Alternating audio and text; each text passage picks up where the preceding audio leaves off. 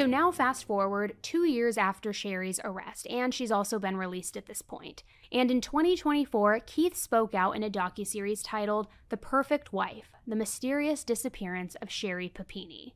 And in this docuseries, Keith accused Sherry of purposefully getting their children sick, making their children sick, sort of like a Munchausen's by proxy situation. He was quoted as saying, "One day after Sherry was already in prison, as I go and lay my daughter to bed, I push off the bed and I kind of make this little grunt sound like, I was a little bit sore.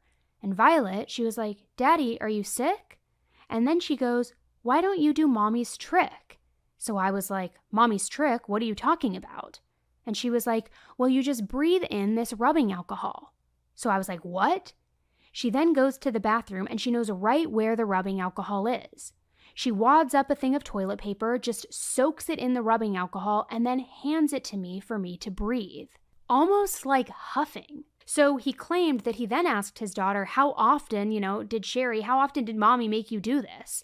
Which her response was, well, whenever we got sick, we did it every single day. So he continues this interview by saying, the next thing I know, my kids are getting forensic interviews done.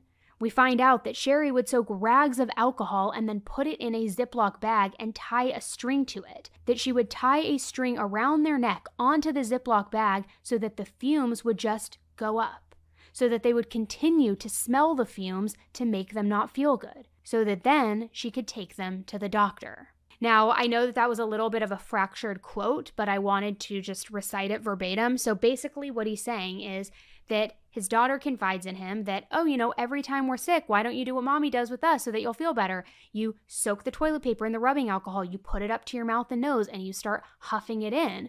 Then, as he tells the authorities and they start getting forensic interviews done, it goes beyond just that. It went so far as she would soak these rags in the rubbing alcohol, put it inside a Ziploc bag, open the Ziploc bag, then make that like a necklace that they would wear around their neck so they're inhaling these fumes just all day until ultimately it of course made them very, very sick and she would then have to take them to the doctor. Now these are obviously very serious allegations, pretty hefty claims, and I think both sides of the authenticity of these claims could be argued, right?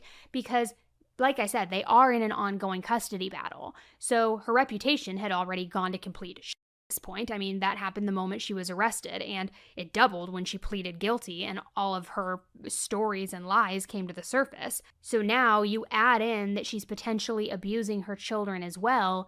She would never stand a single chance of getting custody, not parental visitation rights, not shared custody, not full custody, nothing. However, like I said, I think you could probably argue both sides because could this just be one more thing that proves that Sherry is unhinged, that she's dangerous, and that she, I don't even know what the word would be, not egotistical, but always has to make things about her abduction, Munchausen's by proxy.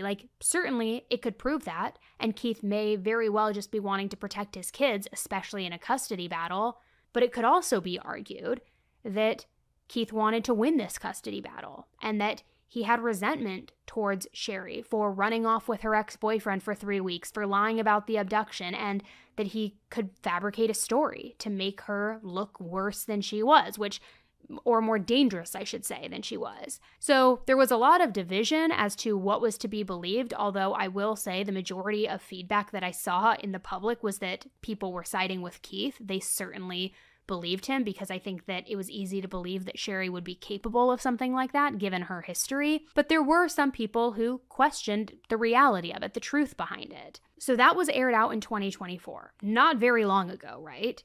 And now in comes this new docuseries, and it just released, and it's being advertised as a type of Sherry Papini finally speaks, or Sherry Papini is ready to tell the truth or tell her truth, which I'm just going to go ahead and lay it all out there. I 1,000 million trillion % believe that this is all part of some greater plan to try and prove that she is not this psychotic monster and that she deserves to see her children, that she is the victim in this. I think it is carefully crafted, carefully orchestrated, just like her abduction story.